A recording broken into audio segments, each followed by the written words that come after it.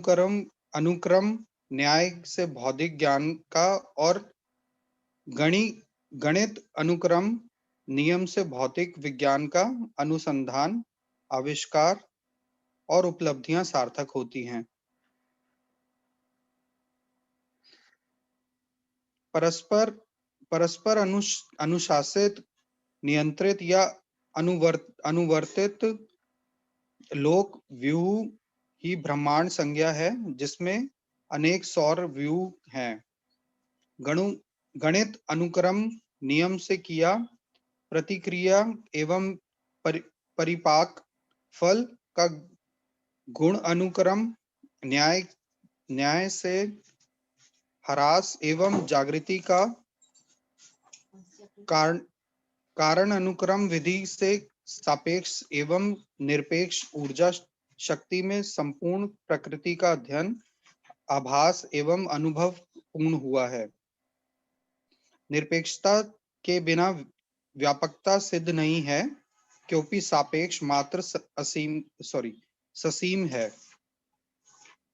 व्यापक ही ज्ञान, ज्ञान में अनुभव ही समझ है, समझ ही ज्ञान, विज्ञान विवेक के रूप में प्रमाण है, ज्ञान ही नियम, नियम ही नियंत्रण, नियंत्रण ही संतुलन, संतुलन पूर्वक जीना ही मानव में न्याय, सार्वभौम व्यवस्था में न्याय पूर्वक जीना ही धर्म अर्थात समाधान, सह अस्तित्व में अनुभव ही धर्म और सत्य है, निरपेक्ष सत्ता में नियम पूर्ण ज्ञान की अभिव्यक्ति नित्य वर्तमान है। नियंत्रण महिमा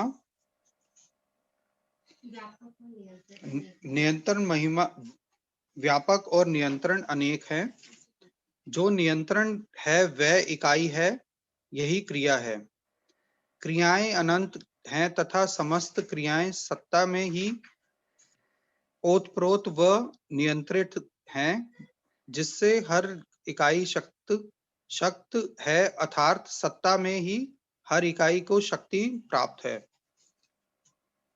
शक्ति ही इकाई ही स्पंदन ही क्रिया ही अनेकता ही संपूर्णता ही परस्परता ही नियंत्रण ही परिणाम ही ह्रास एवं विकास की ही अवस्था, विकसित अवस्था ही चैतन्य पद ही सपूर्ण ही कंपन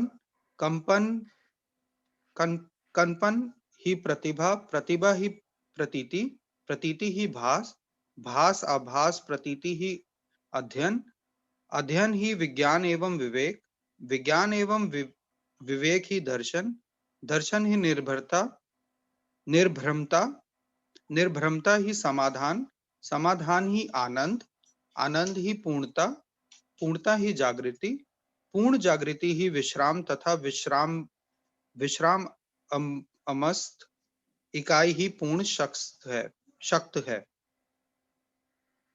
हर मानव प्राप्त शक्ति ही अनुभूति करने तक अविश्रांत श्रृंखला में पाया जाता है। गठन रहित इकाई नहीं है। हर गठन में कई अंशों या अंगों एवं इकाइयों को पाया जाना अनिवार्य है। हर परमाणु किसी विकास क्रमांश में अवस्थित है।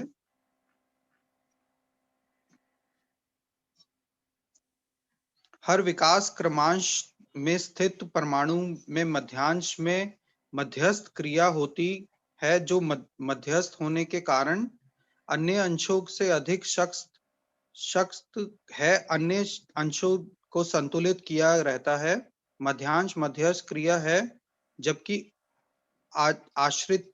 आश्रितांश सम या विषम क्रिया है।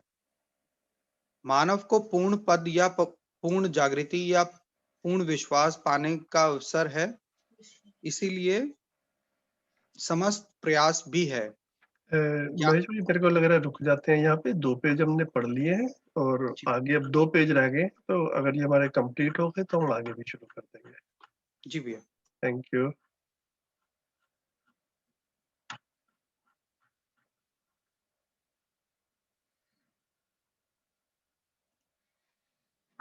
ठीक है, तो हमने यहाँ से शुरू किया है। तो न्यायवादी व अवसरवादी नीति भेद से मानव ने दूसरों पर नियंत्रण पाने का प्रयास किया है। ये वाली बात पहले भी हुई है ना, 2 अप्रोचेस है मानव के पास में, और ऐसा देखने भी आता है। तो न्यायवादी अप्रोच भी है और अवसरवादी अप्रोच भी है। ये वाली ना पहले भी ये वाले शब्द यूज हुए हैं इसी बुक में, तो उसी को यहाँ पर थोड़ा सा दूसरी भाषा में कह रहे हैं। तो मानव ने दूसरों पर नियंत्रण पाने का प्रयास किया है न्यायवादी नीति भेद से और अवसरवादी नीति भेद से। तो जो देश, भाषा, वर्ग, जाति व बल प्रभावी भेद से पाया जाता है, जो राष्ट्र के प्रति निष्ठा या विद्रोह के रूप में व्यक्त होता है। तो इन्हीं नीतियों का जो आउटकम है, पॉलिसीज का जो अप्रोचेस रहती हैं, उसी से ही जो है वो मतलब किस तरफ पहुंचेंगे उसका इंडिकेशन भी जो है वो मिलता है। तो थोड़ा सा आगे डिस्क्राइब कर रहे हैं अन्यायवादी विधि। ठीक है, इसी इसको जो है ना यहाँ पर कानून कह रहे हैं बेसिकली। तो एक है अस्तित्व सहज विधि और एक है मानवकृत विधि। तो अभी मतलब बार बार जो ध्यान ये दिला रहे हैं कि जो मानवकृत व्यवस्थाएं हैं, वो जो अस्तित्व की व्यवस्थाएं हैं उससे अलाइंड रहें तो व्यवस्था बनी रहेगी।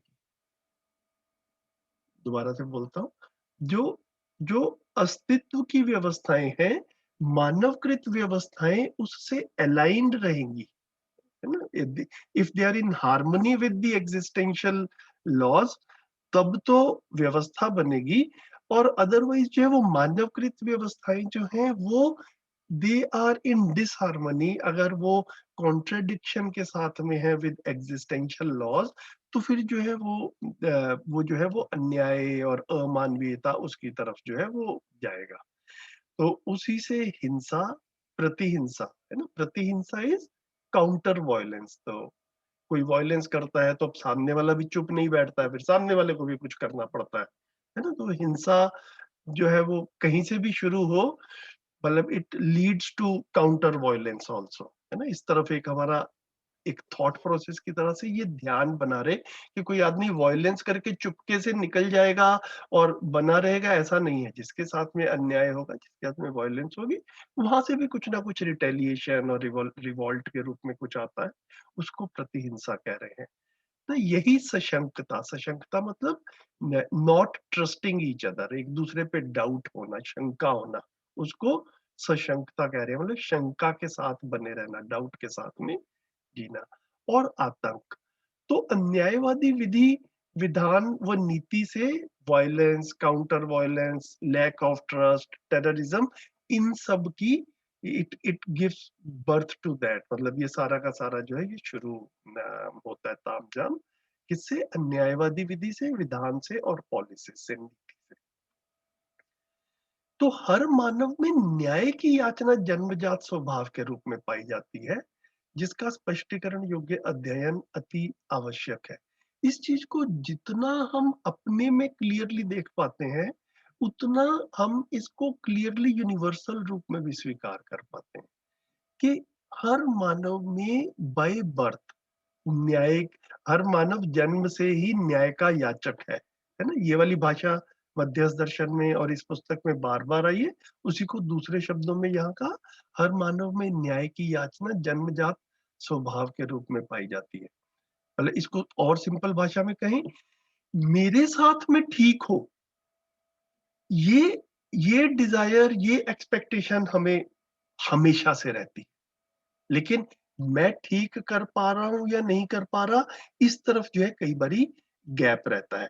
और गैप क्यों रहता है? क्योंकि जब तक मानव में सही और गलत, न्याय और अन्याय, इसकी क्लैरिटी नहीं होगी, तब तक हम सही कर रहे हैं या गलत कर रहे हैं, इसका डिमार्केशन भी नहीं किया जा सकता। ना तो सही और गलत क्या है, न्याय और अन्याय क्या है, धर्म अधर्म या व्यवस्था अव्यवस्था, ये क्या है? इन चीजों की क्लेरिटी होना जो है ना, ये बहुत आवश्यक है। तो इसी को आगे इसी लाइन में कहा, इसका स्पष्टीकरण योग्य अध्ययन अति आवश्यक है ना। तो न्याय की याचना है, मतलब आई आई वांट के मेरे साथ में न्याय हो, लेकिन न्याय होता क्या है, इसकी क्लैरिटी नहीं है। एक भाषाभास के रूप में जो है ना वो ऐसा रहता है। तो उस भाषाभास का स्टार्टिंग पॉइंट क्या है कि मेरे को कैसा लगता है, राइट? तो जिस तरह का व्यवहार जो है वो मुझे बुरा लगता है, ये एक स्टार्टिंग पॉइंट जो है वो बनता है। तो उससे जो है वो ठीक गलत की तरफ जो है वो, तो ये अपने में अपनी सहज स्वीकृतियों को टटोल कर देखने का, एक्सप्लोर करने का एक स्टार्टिंग पॉइंट जो है वो बनता है ना। हम लोग जितना देखें कि संबंधों में ठीक से जीना चाहते हैं, संबंधों में ठीक से जीने का बेसिक बुनियादी मतलब एक यही निकल कर आता है कि संबंधों में मैं भी खुश रहूं और जिसके साथ में जी रहा हूं, जिसको अपना संबंधी मानता हूं, वो भी खुश रहे, तभी मैं खुश महसूस करता हूं, तभी मैं सुखी महसूस करता हूं। हम रोजमर्रा की घटनाओं में ऐसा देख ही पाते हैं कि जब भी कभी ऐसा होता है कि कुछ करने के बाद में ऐसा मुझे लग रहा है कि मुझे ठीक लग रहा है, लेकिन अगर मैं अपने बच्चे के साथ में डील कर रहा हूँ, मतलब इंटरेक्ट कर रहा हूँ, व्यवहार कर रहा हूँ, मम्मी पापा के साथ कर रहा हूँ, अपने स्पाउस के साथ कर रहा हूँ, भाई बहन के साथ कर रहा हूँ, दोस्त के साथ में कर रहा हूँ, जो भी व्यवहार चल रहा है, मुझे ऐसा लगा कि ये करने से मुझे ठीक लगेगा, लेकिन मुझे ठीक लगा, साथ वाले को ठीक नहीं लगा, साथ वाला उदास हो गया। तो हम देख ही पाते हैं कि अगर हमने संबंध को गहरे से स्वीकारा हुआ है, तो सामने वाले की उदासी से मैं उदास हो ही जाता हूँ। है ना? तो ये जो बाबा जी ने शब्द दिया है मध्यस्थ दर्शन में, उभय तृप्ति, यही सुख की तरफ का रास्ता जो है वो है कि कैसे दोनों को लगे कि ठीक हो रहा है ना? तो कार्य व्यवहार ऐसे हो कि मुझे भी लगे कि ठीक हो रहा है और साथ वाले को भी लगे ठीक हो रहा है। ठीक हो रहा है मतलब न्यायपूर्वक जी रहे हैं। सामने वाले के साथ में जीते हुए मुझे लग रहा है कि सामने वाला मेरे साथ में कोई अन्याय नहीं कर रहा, और सामने वाले को ये लग रहा है कि मैं उसके साथ में कोई अन्याय नहीं कर रहा। तो जो है वो साथ-साथ जीना बनता है ना? तो जो परिवार में जीना है, ये समाज में जीने का पहला कदम है। एक बार परिवार में सही से जीना आ जाता है, तो फिर समाज में जीने की योग्यता बनती है। अगर परिवार में भी ठीक से नहीं जी पा रहे, जहाँ पे के संबंध वैसे देखा जाए तो काफ़ी गहरे रहते ही हैं, जन्म से ही रहते हैं। हम बड़ी आसानी से देख पाते हैं कि एक बच्चा पैदा होता है तो पता नहीं कितने साल तक जो है उसकी डिपेंडेंसी मम्मी-पापा के ऊपर या घर के बड़ों पे बनी रहती है ना?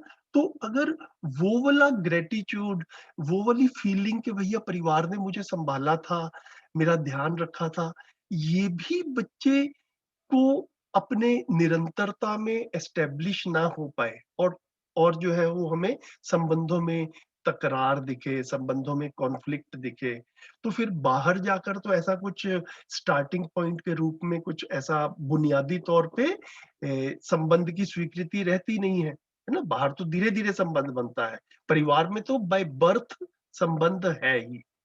तो परिवार मूल्यों की अभ्यास स्थली है। इसको बाबा जी ने मध्यस्थ दर्शन में बड़ा प्रिसाइजली लिखा है, family is the practicing ground of values.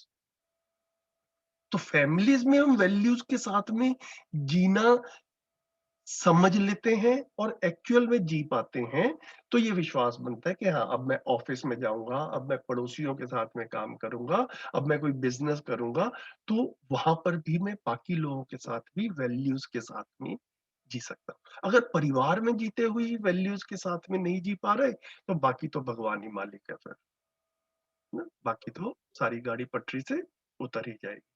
तो मानव में न्याय की याचना जन्मजात स्वभाव के रूप में पाई जाती है, जिसका स्पष्टीकरण योग्य अध्ययन अति आवश्यक है। इस चीज को अच्छे से पकड़ना जो है ना? फिर ये न्याय कह किसको रहे हैं, है ना? मूल्यों की पहचान, मूल्यों का निर्वाह,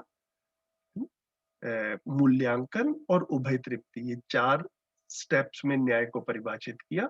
तो बार बार गाड़ी मूल्यों पर आती है। हम मूल्य कितना समझे हैं ना। ये सम्मान, विश्वास, स्नेह, कृतज्ञता, गौरव, ममता, ये जितने 9 मूल्य थे संबंधों वाले, और फिर इनके मतलब स्थापित मूल्य हैं, साथ में शिष्ट मूल्य भी हैं।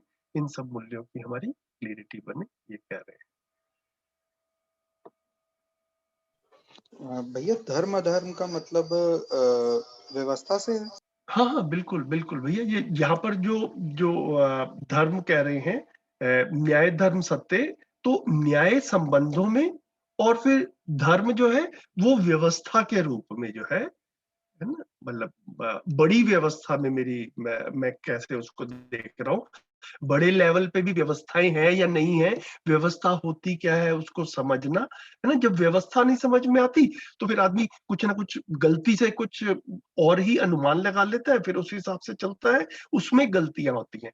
तो वही धर्म अधर्म जो है, बाहर व्यवस्था है और अपने करने में सही या गलत के रूप में निकल कर आता है। मैं सही गलत समझता हूँ, तो तो मानव धर्म के साथ में जीता हूँ। मानव धर्म मतलब मानवीयता के साथ में जीता हूँ। अगर सही गलत की ही स्पष्टता नहीं है, तो फिर सही जी रहा हूँ या गलत जी रहा हूँ, इसके बारे में बात करना भी मुश्किल हो जाता है। इसका फिर स्पष्टीकरण भी नहीं बन पाता है। तो बाहर जो है वो व्यवस्था अव्यवस्था है। वो व्यवस्था अव्यवस्था को मैं समझता हूँ तो मैं खुद भी व्यवस्थित होता हूँ। तो न्याय, धर्म, सत्य में न्याय संबंधों में, और व्यवस्था जो है वो बड़े स्तर के ऊपर जो है वो आ जाती है। ठीक है? एक चीज और ध्यान ब्रह्मच गया था भैया बताइए, बताइए। कि जैसे आप कह रहे थे ना कि जो प्रैक्टिसिंग ग्राउंड है वो घर है। हाँ जी।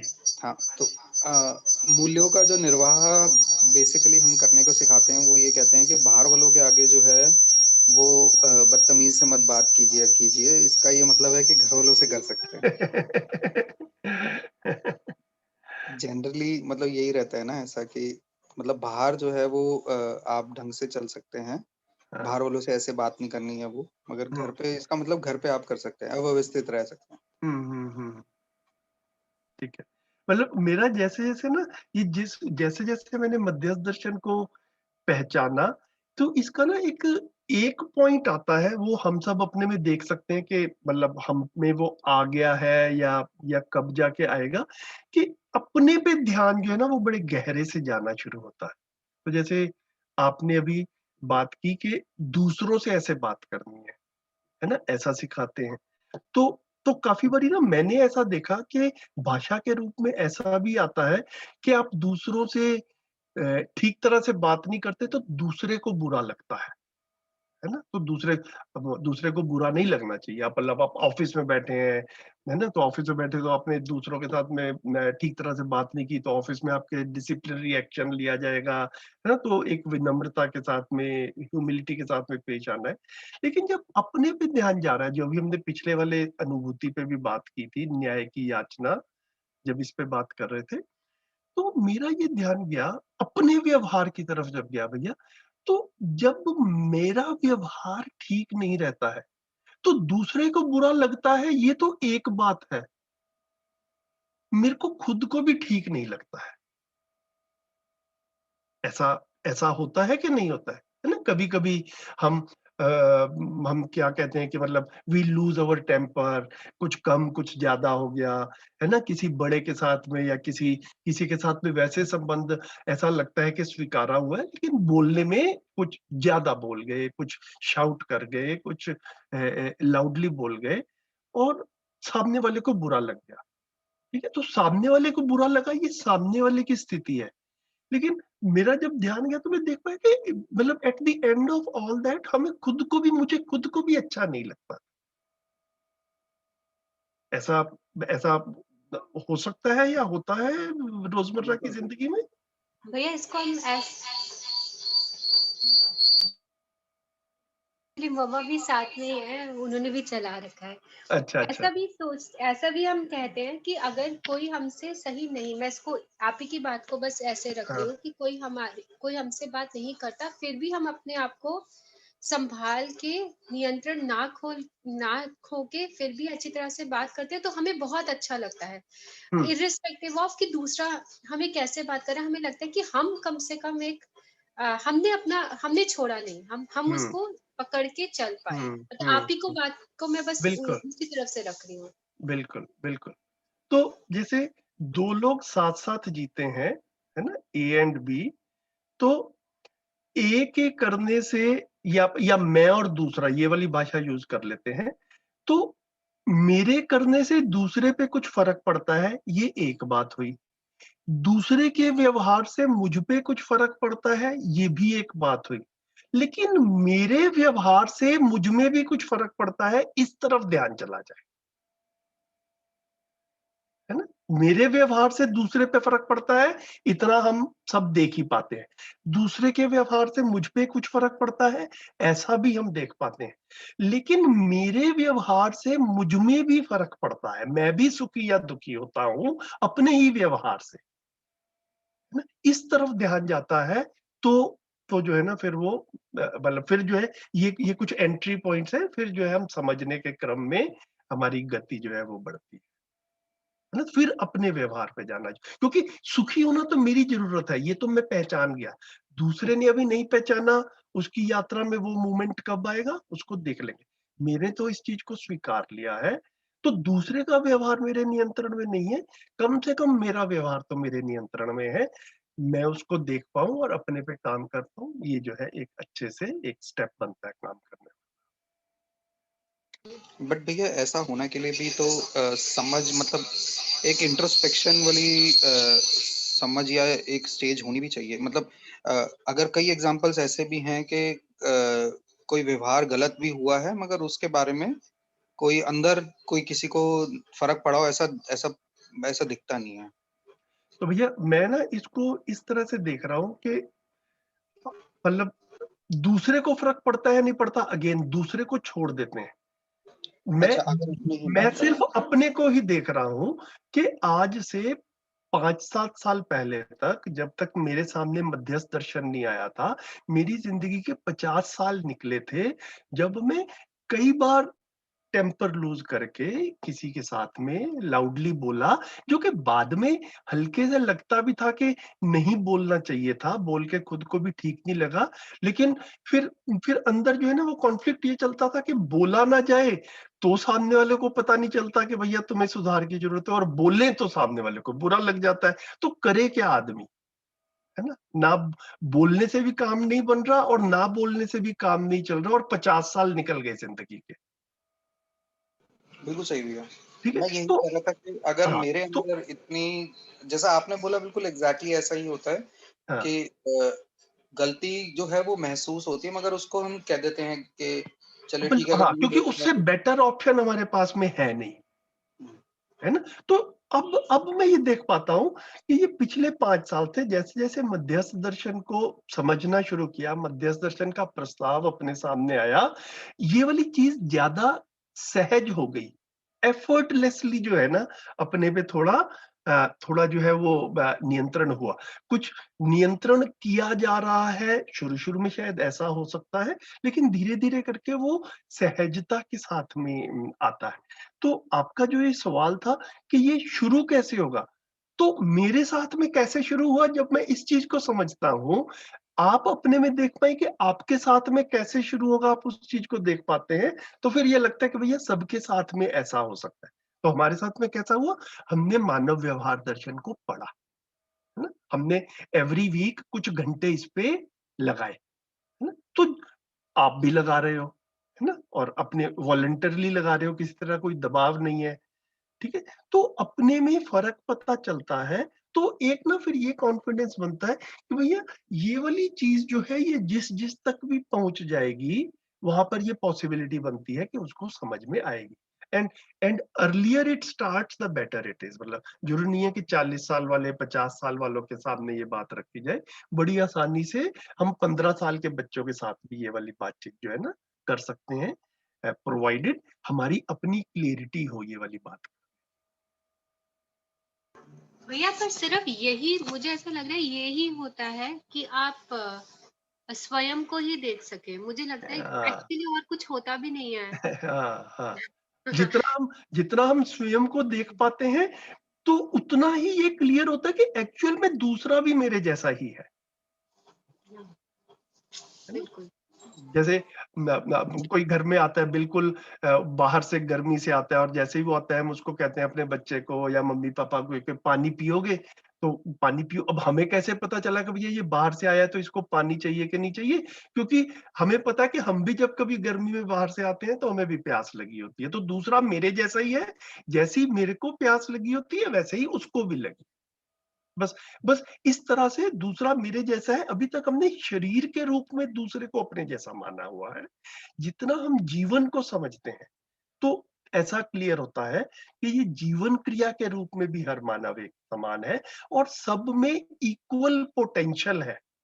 उस पोटेंशियल को रियलाइज करने की तरफ ध्यान चला जाए एक लॉजिकल तरीके से। तो ये पूरा जो हम स्टडी कर रहे हैं, समझ रहे हैं, इसका पर्पस यही है। तो करते करते हमें अपने में जितना फर्क पता चलता है, उतना हम एनकरेज्ड महसूस करते हैं। अरे वाह, क्या मतलब लाइक मेरे को क्लियर हो रहा है, और अब जिनसे बात कर रहा हूँ उनमें से भी कुछ लोगों को क्लियर हो रहा है। तो बढ़िया बात है, ये वाली चीज ऐसे ही जो है चीजें ठीक होने की फिर उसमें ना हड़बड़ी भी खत्म हो जाती है। अभी काफी बारी क्या रहता है, हमें हड़बड़ी लगी रहती है कि भैया चीज जो है ये 1 साल में ठीक हो जाए, 2 साल में ठीक हो जाए। अभी अभी अस्तित्व के नियम से हम देख पाते हैं कि एक चीज के ठीक होने का एक समय है, तो वो उस समय के अनुसार ही ठीक होगी। तो ये इसके लिए कई कई शरीर यात्राएं लगेंगी। हो सकता है सारी चीजें ठीक होने में 500 साल लगेंगे। जब वो समझ में आ जाता है तो फिर अपने अंदर की हड़बड़ी भी खत्म हो जाती है। नहीं तो ये रहता है कि भैया ये सफरिंग तो मेरे को आज हो रही है, आज ही ठीक होनी चाहिए, या 6 महीने में 1 साल में ठीक होनी चाहिए। एक बार जब ये पता चलता है कि ये जीवन पे काम करने वाला काम है ना, ये भी एक सहज गति से होगा। मतलब एक आदमी हो सकता है कि एक कंटेंट को अपनी जिंदगी में समझे और 10 लोगों तक उसको पहुंचा पाए अपनी शरीर यात्रा में। तो इस स्पीड से होगा। अब वो 10 को पहुंचा पाएगा, या 2 को पहुंचा पाएगा, या 50 को पहुंचा पाएगा, ये देखना पड़ेगा। लेकिन करोड़ों लोगों को हम मिल के समझा देंगे 2 साल में, ऐसा नहीं होने वाला, ये क्लियर।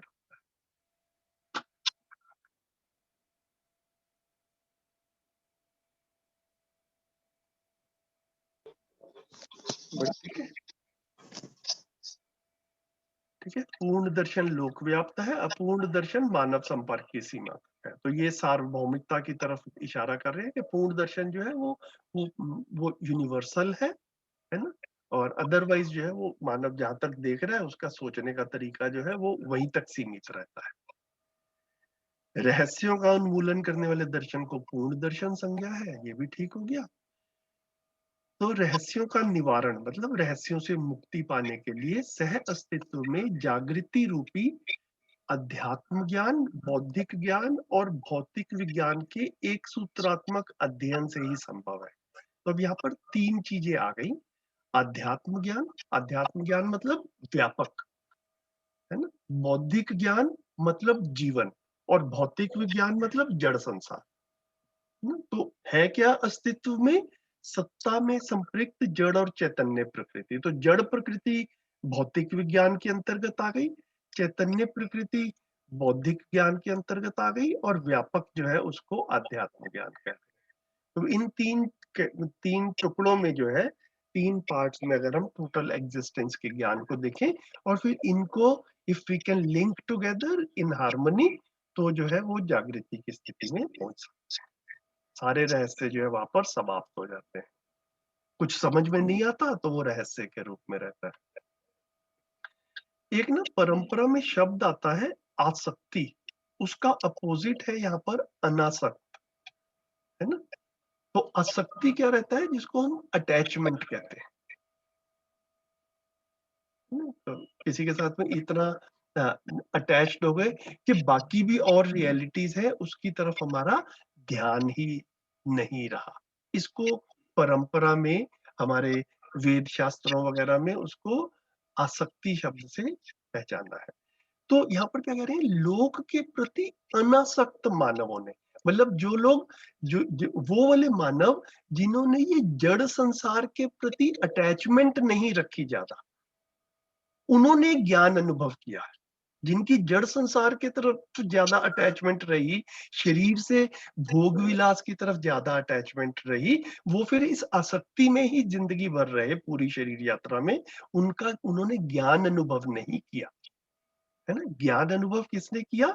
जिसने लोक के प्रति, मतलब ये जो जड़ संसार के प्रति अनासक्ति रही। इसका ये मतलब नहीं है भैया, ये वाली चीज बार बार जो है हम कहते हैं यहाँ पर कि जड़ संसार को त्याग देना है या जड़ संसार से बिल्कुल मुंह फेर लेना है, लेकिन अपनी जड़ संसार की आवश्यकताओं को पहचानना है और उन्हें पूरा करना है, समृद्धि के भाव से जीना है, इतना करना है।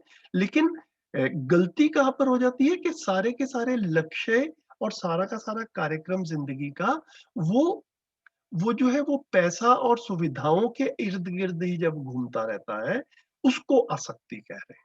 सुखी होने के सारे प्रयास जो है वो सुविधाओं से होंगे, अगर ये कार्यक्रम बनता है तो उसको आसक्ति कह रहे हैं ना। नहीं तो शरीर की आवश्यकताएं पूरी करनी है, निश्चिंत रहना है, आश्वस्त रहना है, परिवार में सबको महसूस हो कि हाँ भैया कोई गरीबी की स्थिति नहीं है, दरिद्रता की स्थिति नहीं है, उसको पूरा करते हुए। और फिर समय काफी सारा उसके बाद में बच ही जाता है, उसको हम समझ की तरफ, ज्ञान की तरफ लगाते हैं। ऐसे अनुभूत व्यक्तियों में व्यवहारिक संतुलन एवं वैचारिक समाधान सहज ही रहता है ना। उनका जो है बिहेवियर के लेवल के ऊपर हम बैलेंस देख सकते हैं, एंड थॉट्स के लेवल के ऊपर उनका रिजोल्यूशन, समाधान जो है वो नेचुरली दिखता है। ये वाला सूत्र मेरे को पर्सनली काफी अच्छा लगता है। ये जीवन क्रिया से सीधा लिंक होता है। ये कह रहे हैं यहाँ पर, इच्छा की अपेक्षा में संवेदन क्रिया अल्प है। इसको अगर सिंपल भाषा में कहें कि जितनी हमारी इच्छाएं होती हैं, हम वो सारी इच्छाओं को शरीर के माध्यम से पूरा नहीं कर सकते। ऐसा अपने में हम देख सकते हैं, है ना। शरीर की एक सीमा रहती है, तो इच्छाओं में, भोग विलास में कोई एक बहुत बड़ा सा फैलाव आ जाए कि भैया जिसे कहते हैं कि भी मेरे पास में 10 कार हो, ऐसा इच्छा के रूप में आ सकता है। लेकिन क्या मैं शरीर से 10 कार चला सकता हूं? राइट, तो कितनी चला सकता हूँ? शरीर से एक ही कार चला सकता हूँ। अब इच्छा जो है वो करती है कि भैया एक नहीं चाहिए, मतलब ज्यादा चाहिए हो सकती है। तो इस तरह से अगर हम देखें तो जितना हम शरीर से सुविधाओं को भोग सकते हैं, इच्छा शक्ति जो है वो उससे ज्यादा इच्छा करने में उसकी कैपेबिलिटी है, उसकी कैपेसिटी है। तो अगर ये सारी की सारी इच्छा शक्ति जो है वो जड़ संसार की तरफ ही रहती है, संवेदनाओं की तरफ ही रहती है, तो हम भोग तो कोई चीज 10 की मात्रा में सकते हैं, लेकिन इच्छा शक्ति उसके लिए 100 या 1000 की क्वांटिटी में सोच रही है, तो वो सोचने से और कुछ पा लेने से भी होने वाला नहीं है, क्योंकि मैं भोग तो सिर्फ 10 ही मात्रा में सकता हूँ। तो इच्छा शक्ति अधिक से अधिक क्रिया में व्यस्त है, क्योंकि ये तो अक्षय बल है ना। जैसे हमने कहा ही है कि अक्षय बल, अक्षय शक्ति संपन्न है जीवन। तो जीवन में होने वाली सारी क्रियाएं जो है वो इनएग्जॉस्टिबल है, वो कभी खत्म नहीं होती। तो इच्छा शक्ति तो हमेशा कार्यरत है। तो अनुपात से अधिक शक्ति नियोजन अपव्यय है। इसको अगर सिंपल भाषा में कहें कि disproportionate expenditure of powers is is not required, है ना। जितनी जितनी किसी चीज में ताकत लगानी है उतनी ही लगाई जाए, उससे फालतू लगाने की कोई जरूरत भी नहीं है। तो संवेदनाएं पूरी, संवेदन क्रिया जो है वो उसको फुलफिल करना है, उसके लिए जितनी इच्छा शक्ति चाहिए उसको पहचाना जाए और इच्छा शक्ति को उसके लिए लगा सकते हैं। बाकी की इच्छा शक्ति का क्या हो रहा है, ये हम अपने अंदर रिफ्लेक्शन करके देख सकते हैं। हमारी हमारे अंदर भी डिजायर वाला एक एलिमेंट रहता ही है, इच्छा वाला, है ना? वो इच्छा वाला पार्ट जो है वो किधर इन्वेस्टेड है? तो संवेदनाओं की तरफ इन्वेस्टेड है, तो जितनी संवेदनाओं से हम संवेदनाएं हमको फुलफिल करनी है, उससे भी ज्यादा ही अगर हम इच्छा शक्ति उसमें लगा रहे हैं, तो क्यों लगा रहे हैं, ये अपने में सोचने का मुद्दा है। फिर इसको आसक्ति से रिलेट किया, यह अपव्यय ही आसक्ति है, यही अटैचमेंट है ना? यही भ्रम है, और इसी का कंट्रोल करना, इसका निरोध मतलब इसको कंट्रोल करना, नियंत्रण करना, यही अनासक्ति है, यही उससे अपने आप को डिटैच करने वाला रास्ता है। तो इसको बार बार पढ़ेंगे, मेरे को लग रहा है अगर कुछ गैप्स रह गए हो तो अपने में भी मनन चिंतन से थोड़ा सा क्लैरिटी बनेगी। दोबारा से बोल देता हूँ, इच्छा की अपेक्षा में संवेदन क्रिया अल्प है, अल्प मतलब कम है। जितनी हम इच्छा कर सकते हैं, भोग उससे कम ही सकते हैं, या जितना हम भोगते हैं इच्छा उससे बहुत ज्यादा की अगर करते रहते हैं, तो वो बहुत ज्यादा इच्छा करना जो है वो डिस्प्रोपोर्शनेट हो गया, अनुपात से अधिक हो गया। ठीक है, ये जो है उसका मिसयूज हो गया, अपव्यय मतलब मिसयूज। तो भैया इसमें फिर इसका मतलब हम इच्छाओं को कंट्रोल करने की बात कर रहे हैं, और नहीं नहीं, सिर्फ ये देखा जाए कि मेरी इच्छाएं डायरेक्टेड किस तरफ है। तो बहुत सारी इच्छाएं होती हैं जो कि आपका जो भी आपके फियर्स हैं या फिर इमोशनल जो भी आपकी डेप्रिवेशंस है उनको फुलफिल करने में लग रही होती, इसीलिए बहुत अजीब अजीब इच्छाएं भी हो रही होती है, वो कुछ और वैक्यूम को भर रहे होते हैं ना। ठीक है, ठीक है। फिर तो वो या तो उसको पहचान के आप कह रहे हैं फिर वो इच्छाएं अपने आप हाँ, कम हो हाँ, जाएंगी। नहीं, यह इच्छाएं ना प्रॉपरली प्लेस हो पाए। एक्चुअल में देखिए, अब इच्छा क्या है, अगर हम घरों में देखें तो हमारी भौतिक आवश्यकताओं की पूर्ति होती रहे परिवार में, ये भी हमारी एक इच्छा है, और संबंधों में हम तृप्ति पूर्वक जी पाए, ये भी हमारी एक इच्छा है। ठीक हो गया। हाँ जी। अब काफी जगह पे मैं ऐसा देख पाता हूं कि संबंधों में तृप्ति पूर्वक जीना हो नहीं रहा है। ठीक है, तो तो लेकिन मैं सुखी होना चाहता हूं, और संबंधों में ठीक कैसे होगा ये पता भी नहीं चलता। तो जितनी भी प्लानिंग होती रहती है, जितने भी थॉट्स हैं, वो सारे के सारे हमारे भौतिकता की तरफ डायरेक्टेड हो जाते हैं। मतलब आपके हो जाते हैं या मेरे हो जाते हैं, ऐसा नहीं कह रहे, लेकिन ऐसा देखने में आता है कि कि संबंधों वाली साइड पे क्या करना है इसकी हमारे को नॉलेज नहीं है, इसका हमारे को कंटेंट भी नहीं मालूम, और इसमें कुछ किया जा सकता है उसके बारे में वी आर कंप्लीटली लॉस्ट। तो सारी की सारी इच्छा शक्ति जो है वो भौतिकता की तरफ डायरेक्ट हो जाती है। ये संवेदन क्रिया जो है इसी को भौतिकता कह रहे हैं। ठीक है, तो एक बार जब ये स्पष्टता बनती है कि परिवार में दो काम है करने वाले, भौतिक आवश्यकताओं की पूर्ति करना और संबंधों में तृप्ति, है ना?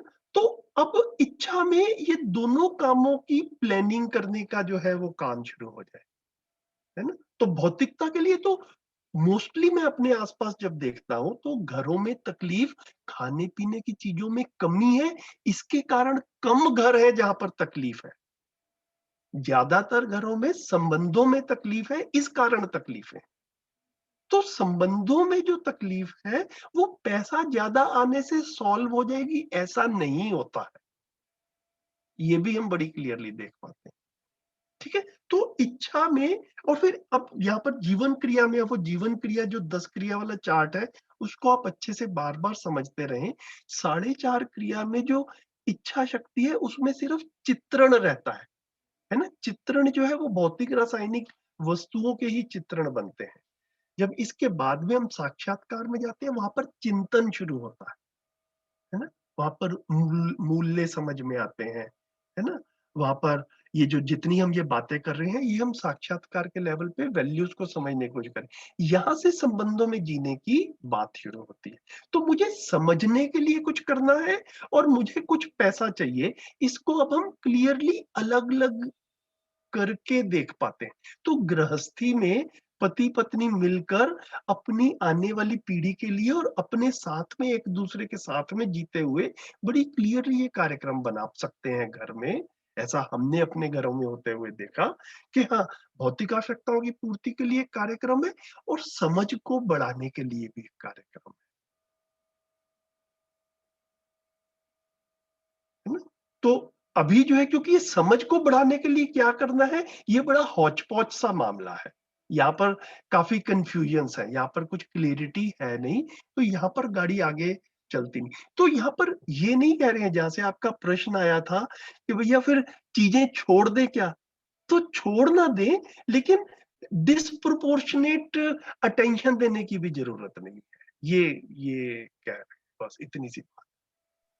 संग्रह वाली बात है ना भैया यहाँ हाँ जी। हुँ, बिल्कुल।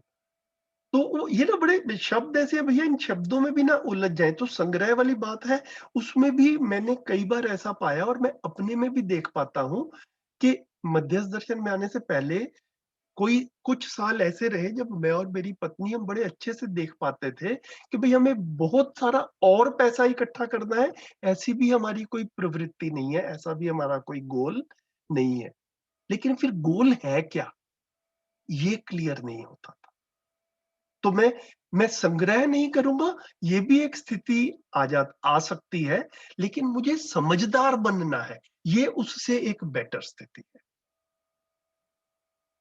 ना? तो मध्यस्थ दर्शन की भाषा में तो असंग्रह जो है वो समझदारी से लिंक्ड है ही, लेकिन नॉर्मल भाषा में अगर हम बोले तो मेरी संग्रह प्रवृत्ति नहीं है, मैं बैठ के सारा दिन टीवी देखता हूँ, जैसा कि मैं करता भी था, ठीक है? तो संग्रह प्रवृत्ति नहीं है, लेकिन कर क्या रहे हैं भाई साहब, टीवी देख रहे हैं सारा दिन। तो टीवी देखने से समझदार नहीं बन रहे हैं और वैल्यूज नहीं समझ में आ रही हैं। करना क्या था, वैल्यूज समझनी थी ना, हमें बोध संपन्न अनुभव संपन्न होना है, संबंधों में तृप्ति लानी है, उससे ही मैं तृप्त होऊंगा। ये क्लैरिटी जब बनती है तो जो है, मुझे लगता है ये वाला पूरा का पूरा सूत्र जो है इस तरह से लिंक्ड है एक दूसरे के साथ। तो वो जो यात्रा थी वो अध्ययन और शोध से ही आगे बढ़ी होगी। बिल्कुल, तो सबसे पहले एक ठीक कंटेंट सामने आए और उसको मैं अपने अपने अधिकार पर इवैल्यूएट कर पाऊँ कि हाँ भैया, ये वाले कंटेंट से अब मेरी जो है वो डायरेक्ट, जो पहले मैं थोड़ा डायरेक्शनलेस महसूस करता था, नाउ डायरेक्शन मिल गई है। अब डायरेक्शन मिल गई है तो एकदम से उसी में ही काफ़ी अच्छा लगना शुरू हो जाता है। जैसे-जैसे आगे बढ़ेंगे और अच्छा होगा ही। अभी स्थिति थोड़ी-सी ऐसी ही है इसलिए कोई नहीं, कोई नहीं। ठीक है, बाकी साथी भी जिनका भी कुछ बीच में ऑब्जर्वेशन है, कुछ कमेंट हो, कुछ बातचीत करनी हो तो करते रह सकते हैं। ऐसा ना लगे कि सिर्फ 2-3 लोग ही पूरी सभा चला रहे हैं। लेकिन ये सब करना बहुत ही कठिन है।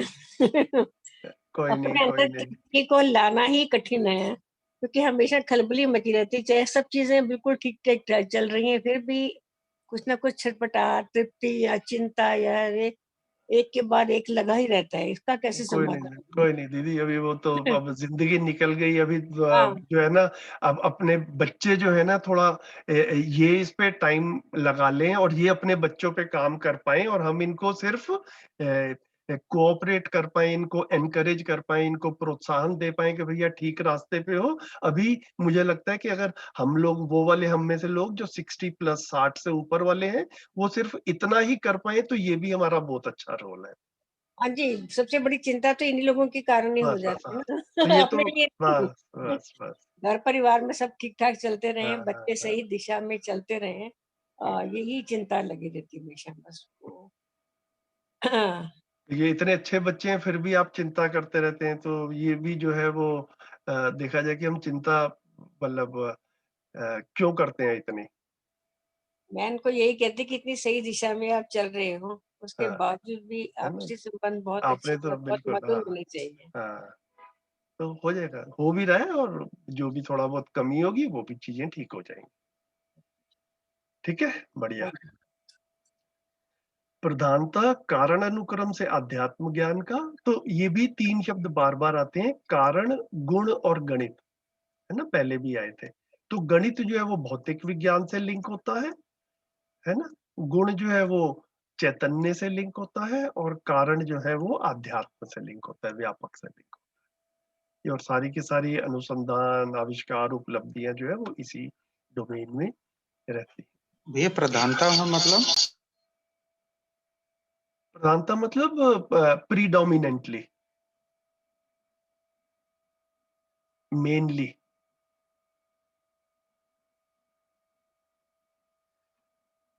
ठीक है, तो सौर व्यू जो है वो सोलर सिस्टम को कह रहे हैं, ब्रह्मांड जो है वो गैलेक्सी को कह रहे हैं। तो ऐसे करके कह रहे हैं कि गैलेक्सी में जो है वो बहुत पूरे अस्तित्व में काफी सारी गैलेक्सीज हैं, और गैलेक्सी में, हर गैलेक्सी में जो है वो अनेक सोलर सिस्टम्स हैं, ऐसा जो है वो बता रहे हैं। तो गणित अनुक्रम क्रिया से नियम से क्रिया, प्रतिक्रिया एवं फल, गुणानुक्रम से न्याय, गुणानुक्रम न्याय से ह्रास एवं जागृति, कारण अनुक्रम विधि से सापेक्ष एवं निरपेक्ष ऊर्जा में का प्रकृति का अध्ययन, आभास एवं अनुभव पूर्ण हुआ है। तो जैसे जो यहाँ पर बात हुई थी ये कारण गुण गणित वाली, उसी को ही यहाँ पर भी जो है दूसरे शब्दों में कह रहे हैं। इसको भी ज्यादा डिटेल में नहीं जाते, आगे भी जैसे जैसे चीजें आएंगी तब चल लेंगे। ठीक है, ये जो है फिर से एक सूत्र आया जिसकी पहले दो, ये जितना मैंने हाईलाइट किया है इसके बारे में हमने ना, मेरे को याद है 1-2 महीने पहले भी बात की थी। व्यापक ही ज्ञान है ना, ज्ञान में अनुभव ही समझ है। तो ये जो ज्ञान या समझ ये है क्या? ये अपने में ना, जितना हम लोग स्पष्ट हो, जितना सुबह से शाम तक जीते हुए या बाकी घटनाओं को ऑब्जर्व करते हुए अपने में मनन चिंतन करते हुए देख पाए, ये बहुत जरूरी है। जैसे जैसे बच्चे बड़े हो, मेरे को ऐसा लगता है ये क्लियरिटी रहे कि मेरा दिमाग मेरी समझ नहीं है।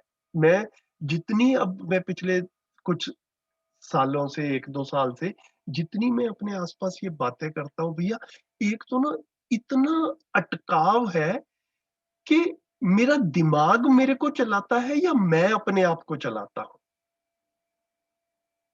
राइट, मैं क्या हूं, तो मैं क्या हूं पता चलता है, तो फिर मैं तृप्त कैसे होऊंगा, मैं सुखी कैसे होऊंगा, ये पता चलता है। तो अगर मैं शरीर हूं और दिमाग मेरे को चला रहा है, तो ये बात अपने आप में काफी अधूरी सी रह जाती है।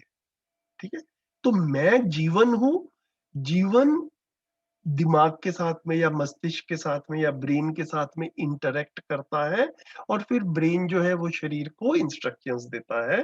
तो शरीर, ब्रेन, जीवन, ये वाला एक लिंक जो है ना, ये जितनी क्लियरली, जितनी सहजता से हम अपने अंदर कंक्लूसिवली प्रूव कर पाए और इसके ऊपर हमारे अंदर कुछ हिलना डुलना ना हो, कभी डाउट ना आए, तो फिर यहाँ पर फिर ये वाला सूत्र जो है ना, ये प्लेस होता है कि जो समझ जो है वो जीवन में आती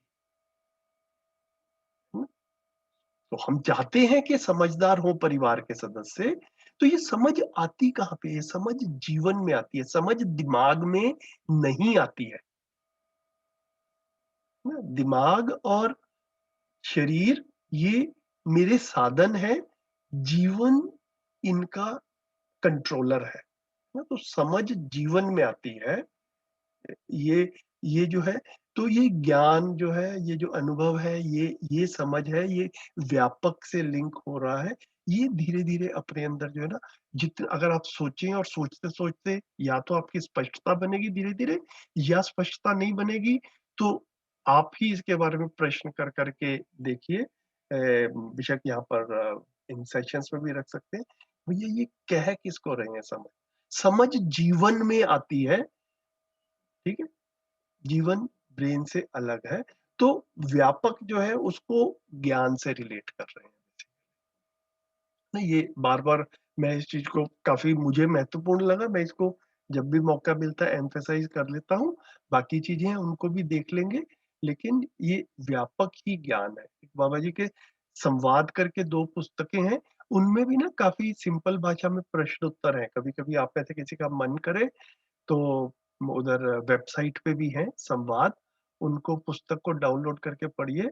उसमें भी बाबा जी ने जो है ना इस चीज की तरफ हाईलाइट किया है। मैं देखूंगा अगर मेरे को बाद में मिलेगा तो मैं शेयर भी कर दूंगा ग्रुप में, कि जो ये ज्ञान है, ये ज्ञान ही ऊर्जा है।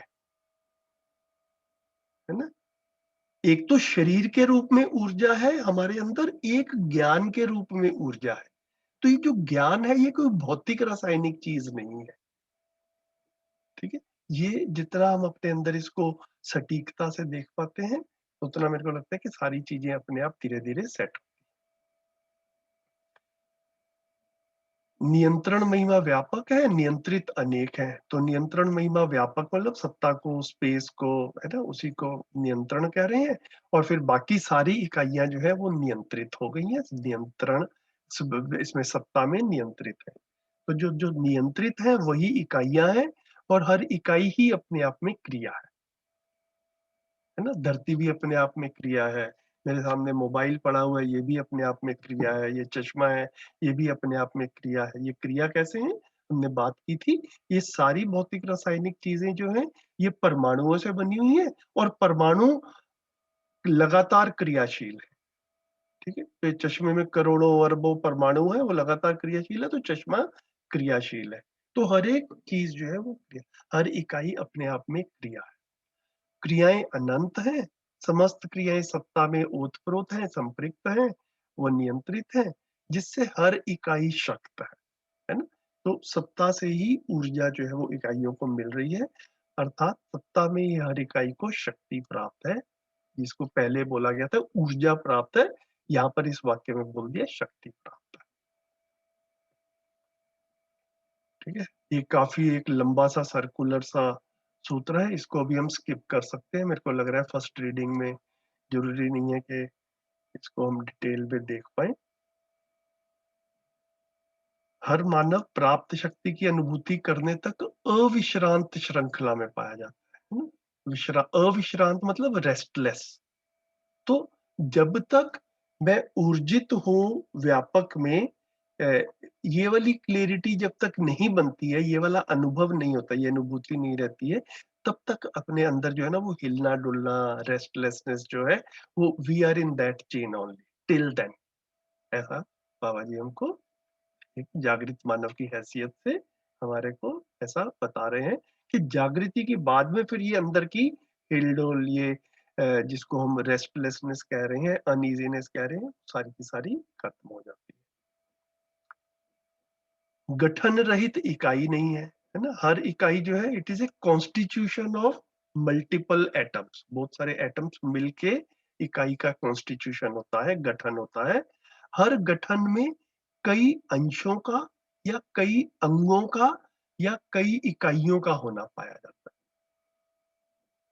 है। जैसे हम एक कार देखें तो कार में कई कई उसके पार्ट्स मिलेंगे, या कई उसकी मल्टीपल वो मिलेंगी। स्टीयरिंग व्हील अलग से देखने को मिलेगा, है ना? चार पहिए अलग से देखने को मिलेंगे, शीशा अलग से देखने को मिलेगा।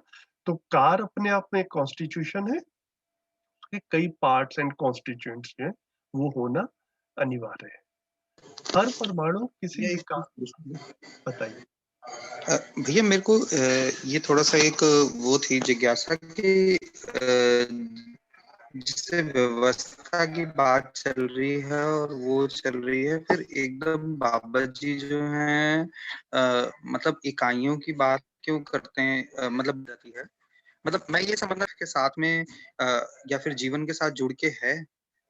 अगर हम संबंधों की बात करें तो वहां पे इकाइयों वाली जो चीज है वो थोड़ी सी अलग लगती है, मगर हाँ अगर इकाइयों की बात कर रहे हो और चीजों को मतलब मटेरियल वर्ल्ड को अगर समझना हो और वो सब हो तो समझ बनती है। हम्म। शायद प्रश्न आपका क्लियर है। हाँ हाँ हाँ, बिल्कुल। आप ये कह रहे हैं कि किताब का नाम है मानव व्यवहार दर्शन। तो मानव व्यवहार दर्शन जो है वो मानव का मानव के साथ में हो तो ठीक है, अब इसमें जड़ की इतनी बातें क्यों है, ऐसा प्रश्न बन रहा है आपका? जी भैया, मतलब जैसे अभी हम जिस सीक्वेंस में चल रहे थे थोड़ी हाँ हाँ। ऐसे ही समझ बन रही थी हम्म। संबंध और उस सब चीजों को, और वो मतलब भौतिक मतलब और ये सब चीजों हाँ को हाँ हाँ हाँ हाँ हाँ फिर हाँ सडनली, तो ये ऐसा हर बारी ही होता है, मतलब हाँ हाँ वहां हाँ, पे भी यही था, ठीक है, ऐसे ही था। तो ठीक मतलब है। इसका सिग्निफिकेंस क्या है भैया, मतलब हमारे उसके साथ में हमारी लाइफ हाँ के साथ। भैया, देखिए इसको ना, ये बाबा जी एक जब चैप्टर में इस तरह से मिडल ऑफ द चैप्टर में कुछ एक तरह से शिफ्टिंग आती है ना, जिसको अब शायद जैसे अब आप प्रश्न इस तरह से पूछ रहे हैं, तो मैं भी अपने आप में उसको, मेरे पास में भी कोई अप्रोप्रिएट इसका आंसर नहीं है, ठीक है। तो I take it as Baba ji has explained, उनका जिस फ्लो में, जैसे अभी शायद आप ही तो पिछले हफ्ते कह रहे थे या राहुल भाई कह रहे थे कि साधन भैया जब कहानी सुनाते थे जी, कि समझ गया। कि जब जी, उद्घाटन हो रहा है उस समय लिख लिया जाए। तो एक जागृत मानव भी जैसे जैसे उसकी स्पष्टता बनती है, उन्होंने, मुझे लग रहा है किसी फ्लो में लिखा होगा, फिर मेहनत करके उसको भी एक स्ट्रक्चर्ड तरीके से एक बुक की शेप दी होगी। अब इसमें या तो हमें फ्लो समझ में नहीं आया है, ये संभावना मेरे को ज्यादा लगती है ना, क्योंकि हम भी अभी समझने के क्रम में हैं, या may be even Baba ji could have done it slightly better if he had more time. लेकिन अब उनके पास भी समय सीमित ही था, तो उस सीमित समय में भी जितना उन्होंने बेस्ट करके हमारे सामने रख दिया। तो अभी जिस फ्लो में बाबा जी ने रखा है हम उसी में ही पढ़ते हैं, because this is what he recommended. फिर जैसे हमको समझ में आएगा हम इसको सिंप्लीफाई करते हुए, बाकी अपने बच्चों से या किसी और से बात करनी हो, वो हम अपनी थोड़ी लिबर्टीज जैसे हमको ठीक लगे हम ले सकते हैं। ऐसा कभी कभी मेरे को भी लगता है कि भाई हाँ, ये बात अभी 4 लाइन पहले तक कुछ और हो रही थी, अभी ऐसा लग रहा है कुछ और हो रही है, वो लिंकेज मैं भी मिस कर जाता हूँ। तो फिर मेरे को लगता है कि शायद मैं ही मिस कर रहा हूँ, अभी मेरे को पूरा समझ में नहीं आया है, तो ऐसा भी मानकर आगे चल सकते हैं। ठीक है भैया। हर परमाणु किसी विकास क्रमांश में अवस्थित है। इसका क्या मतलब हुआ कि हर परमाणु में भी एक एक उसकी प्रोग्रेस है, जो जो उसको प्राण पद बोला था पहले। तो प्राण पद में क्या था कि परमाणु पहले तो बिल्कुल जड़ जड़ संसार में जो है सिर्फ वो अपने आप में एक परमाणु ही है। फिर वो उसको एक कोशिका के रूप में, एक सेलुलर स्ट्रक्चर के रूप में चीजें बनती हैं, जैसे पेड़ पौधे हैं ना। तो पेड़ पौधों में भी एक्चुअल में तो परमाणु ही है, लेकिन उनमें अब सेल्स का मल्टीप्लिकेशन होना शुरू हो जाता है, जो कि पदार्थ अवस्था में नहीं होता है ना। एक छोटा पौधा 1 महीने में बड़ा हो जाता है, ऐसा हम देखते हैं एक किसी लॉ के अंतर्गत। और और उसी पौधे में से फिर 100 बीज निकलते हैं और फिर हम 100 पौधे बड़े होते हुए देख सकते हैं। लेकिन एक पत्थर जो है, वो पत्थर भी इसी तरह से बड़ा होता हुआ दिखे, या पत्थर से कुछ मल्टीप्लिकेशन होके 100 बीज निकले और फिर वो 100 नए पत्थर बने उस बीज से, ऐसा नहीं दिखता है। तो पदार्थ अवस्था से प्राण अवस्था 1 स्टेप फॉरवर्ड है ना। वो सेलुलर स्ट्रक्चर्स बनने शुरू हुए, कोशिकाएं बननी शुरू हुई। फिर इसी प्रोग्रेस में आगे चल के पशु पक्षियों के शरीर और मानव के शरीर बने। और इसमें बाबा जी ने बोला कि जड़ संसार में या भौतिक रासायनिक संसार में जो ह्यूमन ब्रेन है, ये मोस्ट डेवलप्ड इकाई है, मोस्ट डेवलप्ड मैटर है, ठीक है। लेकिन जब किसी ह्यूमन बीइंग की डेथ हो जाती है, तो ये वाला मैटर फिर से वापस जो है वो मिट्टी में ही मिल जाता है। तो ये एक क्रम है ना। मिट्टी से, प्लांट्स के सेल से, ह्यूमन बॉडी के सेल्स और फिर ब्रेन के सेल्स, ये सारा का सारा बेसिकली मैटर ही है। और फिर ये वापस उसी साइकिल में आ जाता है आफ्टर डेथ। तो हर परमाणु इस पूरे विकास क्रम में कहीं ना कहीं प्लेस्ड है, ऐसा कह रहे हैं, at any given point of time.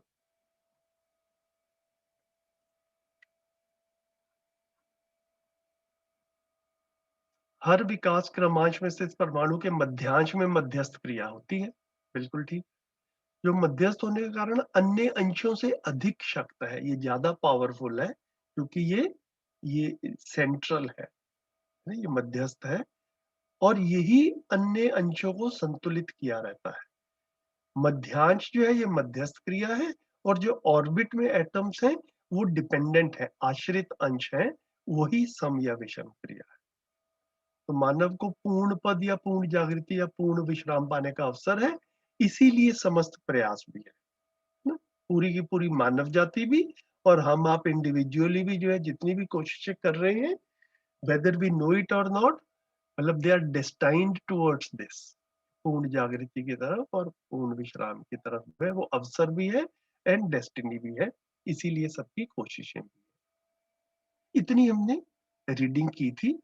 अभी इस पे कुछ क्वेश्चंस हो तो ले लेते हैं, और क्वेश्चंस नहीं है तो आगे की भी पढ़ाई कर सकते हैं थोड़ा सा और। बताइए।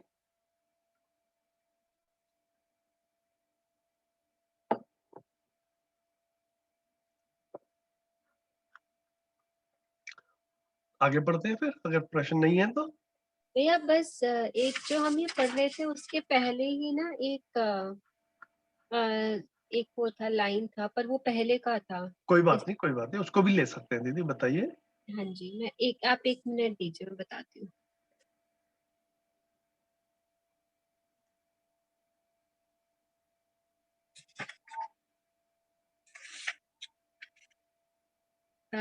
सच्चरित्र एवं दुष्चरित्र के भेद में कुटुंब है, तथा तदनुरूप ही अग्रिम प्राप्तियां हैं। 18 पेज पर है ये, हाँ जी, बिल्कुल ठीक है। है ना। इसको थोड़ा आप बताएंगे, और कुटुंब से क्या मतलब है वो भी थोड़ा, शायद पहले भी बताया होगा, वो मिस कर दिया।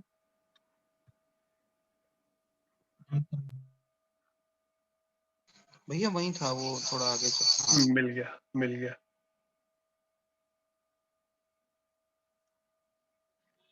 ठीक है, तो एक तो हम थोड़ा सा परिभाषा संहिता में देख लेते हैं कि कुटुंब को बाबा जी ने किसी तरीके से परिभाषित भी किया है कि नहीं। तो कुटुंब की परिभाषा जो है वो परिभाषा संहिता में जो ये ना, मैंने अपने फोन में ऐप लगाई है, आप सबने भी रखा होगा परिभाषा संहिता की, एंड्रॉयड फोन्स में जो है वो ऐप है। तो ऐसा जब भी शब्द आए हम देख लें। तो कुटुंब किसको कह रहे हैं? संबंधों को पहचानता और निर्वाह करता हुआ संयुक्त स्वरूप प्रमाण संपन्नता। मतलब इसको जो है फैमिली से, जैसे हम एक घर की चार दीवारी में जैसे कुछ लोग रहते हैं, तो परंपरा में भी कुटुंब को वैसा ही माना जाता है, कुछ एक्सटेंडेड फैमिली के रूप में। और यहाँ पर भी जो परिभाषा पढ़ के भी मेरे को ऐसा कुछ कुछ लग रहा है कि संयुक्त स्वरूप प्रमाण संपन्नता, तो उसको कुटुंब कह रहे हैं दीदी, है ना। जैसे सब हमारे भाई बहन अपने अपने घरों में होंगे, है ना, हमारे मम्मी पापा, हमारे स्पाउस के मम्मी पापा, ये सब लोग अपने अपने घरों में होंगे, मेरे स्पाउस के भाई बहन, मेरे अपने भाई बहन। तो ये सारा मिल के अगर हम इसको बोलें इस तरह के, और चाचा बुआ वगैरह सब अपने घरों में, तो सबको कुटुंब कह रहे हैं। अब इसको पिछली वाली लाइन से भी थोड़ा सा लिंक करते हुए चलेंगे ना। सुकर्म एवं दुष्कर्म के आशय भेद से वैयक्तिक जीवन व जीविका है। तो यहाँ पर ना ये वाला अगर हम फ्लो देखें तो बाबा जी इसको इंडिविजुअल लेवल के ऊपर जीने में कुछ चीजें आती हैं, उसके बारे में इशारा कर रहे हैं। तो ये वैयक्तिक जीवन मतलब पर्सनल लाइफ या इंडिविजुअल लाइफ की बात हो रही है ना। फिर ये परिवार के लेवल के ऊपर जो है वो बात हो रही है ना, कुटुंब के रूप में। फिर इससे अगली वाली लाइन जो है वो सामुदायिक जीवन के बारे में बात हो रही है, कम्युनिटी के लेवल के ऊपर जो है वो बात हो रही है। फिर इससे अगली वाली लाइन में राष्ट्रीय जीवन की बात हो रही है, एट ए नेशनल लेवल जो है वो कुछ है, उसकी जो है वो बात हो रही है। तो उसके बाद में इधर जाके अंतरराष्ट्रीय जीवन की बात हो रही है, राइट। तो एक तो जो है ना ये 6-7 अनुभूतियां जो है, ये बेसिकली बाबा जी ने ना बार बार ऐसा भी लिखा है मध्यस्थ दर्शन में कि 5 लेवल्स में हम अपना जीना देख सकते हैं। इंडिविजुअल लेवल के ऊपर, परिवार के लेवल पे, समाज के लेवल के ऊपर। समाज मतलब एक तो समाज बाबा जी ने अखंड समाज बोला है, लेकिन फिर एक समाज का वो वाला लेवल भी है जहां पर हम ज्योग्राफिकली रहते हैं। अगर हम दिल्ली में रहते हैं तो अब हम हमेशा जब भी बात करेंगे उसमें रशिया, अफ्रीका और यूएसए को मिलाकर के बात करेंगे, ऐसा भी पॉसिबल नहीं होगा, राइट। तो एक कम्युनिटी के लेवल के ऊपर जो हम जी रहे हैं उसको भी, उसको सामुदायिक जीवन बोला, है ना। लेकिन उसमें भी अखंडता वाला एलिमेंट जो है वो रहेगा। फिर एक जो है वो नेशनल लेवल की बात करते हैं, राष्ट्रीय, और फिर एक अंतरराष्ट्रीय, है ना?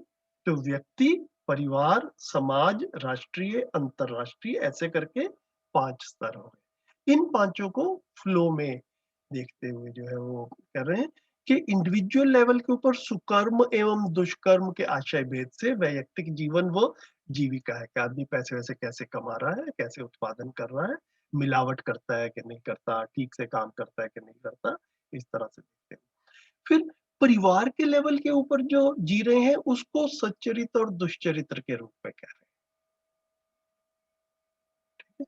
तो जो दुष्चरित्र या दुष्कर्म क्यों लिखा हुआ है?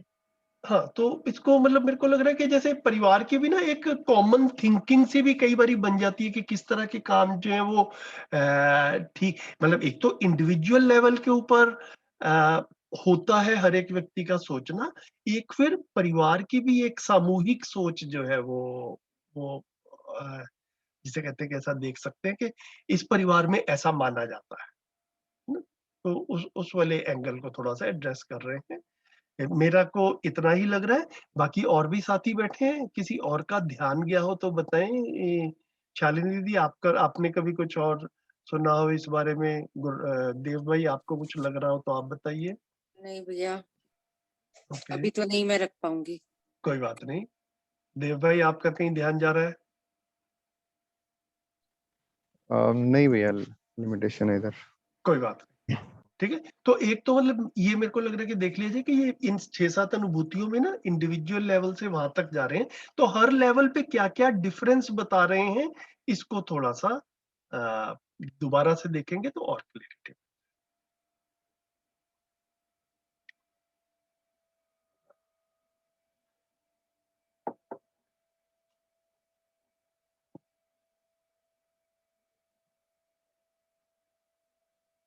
तो जैसे चरित्र जो है वो हमारा एक जो है ना वो जो हम कहते हैं स्वधन, स्वनारी, स्वपुरुष और दयापूर्ण कार्य व्यवहार, इसको भी एक नाम जो है बड़े अच्छे से बिल्कुल यहाँ पर मध्यस्थ दर्शन में इसी को चरित्र भी बोला गया है। तो परिवार में जैसे बड़े जीते हैं वो अपने बच्चों को या अगली पीढ़ी को भी अपनी मान्यताएं या समझ जो है वो पास ऑन करते हैं। तो इन सब चीजों के बारे में परिवार में एक चरित्र का एक नोशन जो है वो बनकर चलता है।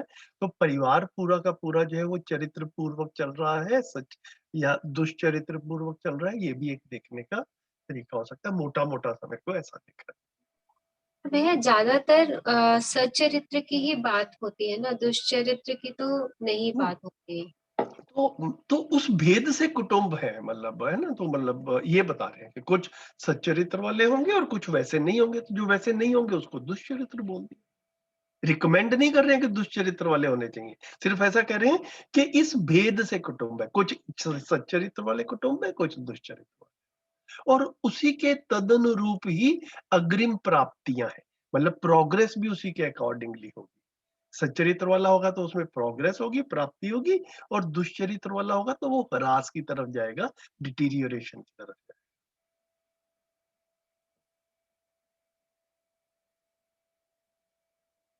ठीक है भैया, थैंक यू।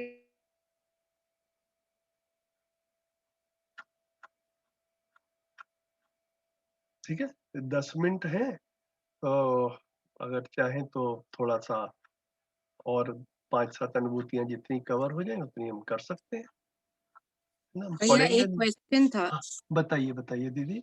हाँ जी, ऐसा था कि ये जो हमारी धरती बनी है ना, एटम से बनी है। हम्म, अब इसमें एक चीज है कि ये जुड़ी हुई है ना, एटम सारे। हमने जो पढ़ा है कि व्यापक चुंबकीय बल संपन्नता से ही एटम को, एक एटम दूसरे एटम से जुड़ता है। हम्म, ठीक है? अब ये जो पूरे पार्ट मतलब एलिमेंट्स हैं, अभी हम मैटर को तो इस वक्त एलिमेंट्स बोल सकते हैं, because hmm, all these elements together combined made this planet. ठीक है। अब जो तरल विरल और तरल विरल और ठोस, ठीक है, ठोस हो गई हमारी धरती हम्म, और विरल हो गई हमारी गैसेस। अब जो विरल है, अब इसमें विरल जो एक्चुअल में जो बाबा जी लिख रहे हैं वो बन रहा है जब पानी का बनना बना, है ना, पानी जब बना तभी विरल हुआ, मतलब विरल तो पहले भी था। हाँ, ये बात मेरे को समझनी थी कि विरल पहले था। हाँ, बिल्कुल, पहले मतलब हाइड्रोजन और ऑक्सीजन था तभी पानी बना दीदी। नहीं विरल था, सॉरी, तरल भैया, तरल। हाँ, तरल हाँ नहीं था, तरल तो पानी पहला तरल है, ऐसा बाबा जी का प्रस्ताव है। हाँ, अब इसमें मुझे ये समझना है कि जो पीरियोडिक टेबल में मर्क्यूरी वगैरह भी आता है ना भैया, या हाँ इस जी, पूरी प्लैनेट को जोड़ने में भी क्या चुंबकीय बल संपन्नता के अलावा भी कुछ और है, ये एलिमेंट्स लिक्विड फॉर्म में या कुछ इस तरीके से, ये थोड़ा सा मुझे समझना था। जी देखिए, इसको मैंने, ऐसा मैं कहूँ कि मैं कोई बहुत ज्यादा डिटेल में इसको स्टडी किया है, ऐसा नहीं है, लेकिन बिल्कुल अगर सिंपल एग्जांपल्स लेके चलें तो हमारे सोलर सिस्टम में भी जैसे काफी सारे प्लैनेट्स हैं जिनमें कोई लिक्विड नहीं है, ऐसा साइंटिस्ट पता कर चुके हैं। ओके, है ना, हाँ मतलब, वो है ना।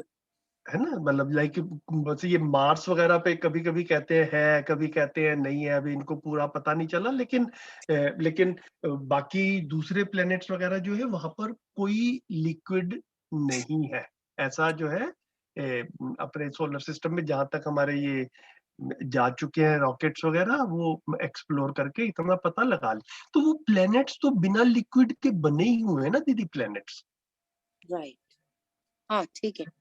है ना, तो जैसे वो बन सकते हैं वैसे ही धरती भी किसी समय में बिना लिक्विड के बनी रही होगी, ऐसा अनुमान लगा सकते हैं।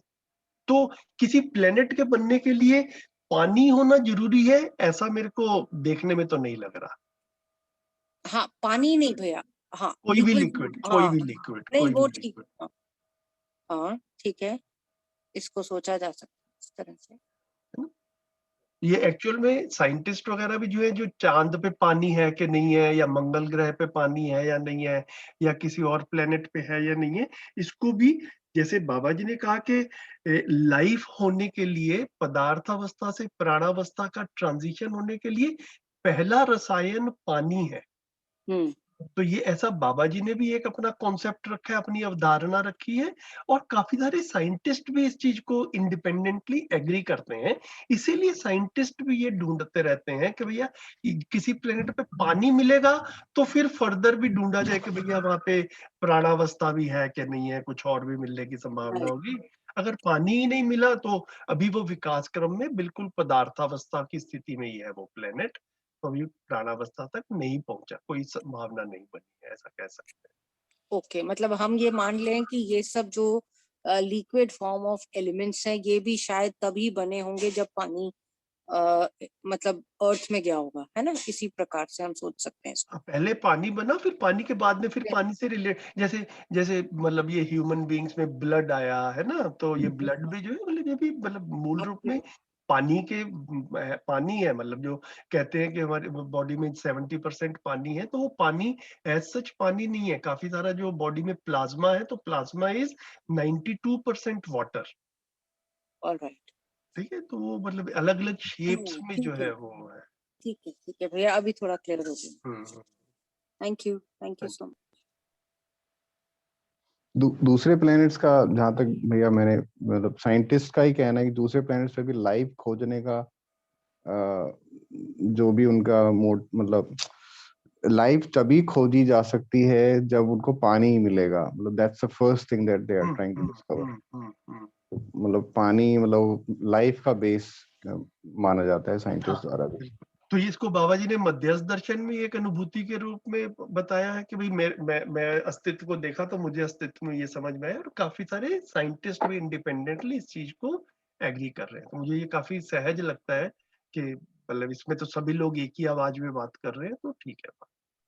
यहाँ पर हाइड्रोजन और ऑक्सीजन होना नेसेसरी सिचुएशन तो नहीं है ना वाटर का होने का, मतलब वो भी, उसके लिए और भी बहुत सारी चीजें होनी पड़ेंगी ना कि हाँ हाँ वाटर। हाँ, बिल्कुल, सिर्फ हाइड्रोजन और ऑक्सीजन होगा तो पानी बन ही जाएगा, ऐसा नहीं कह रहे हैं, मतलब उसके जो भी तो वहाँ के एटमॉस्फेरिक प्रेशर्स होंगे, वहाँ प्रेशर। का जो टेम्परेचर होगा, वहाँ पे जो कॉस्मिक रेज आ रही हैं, वो सारी मिल करके ही इसको निर्धारित करेंगे।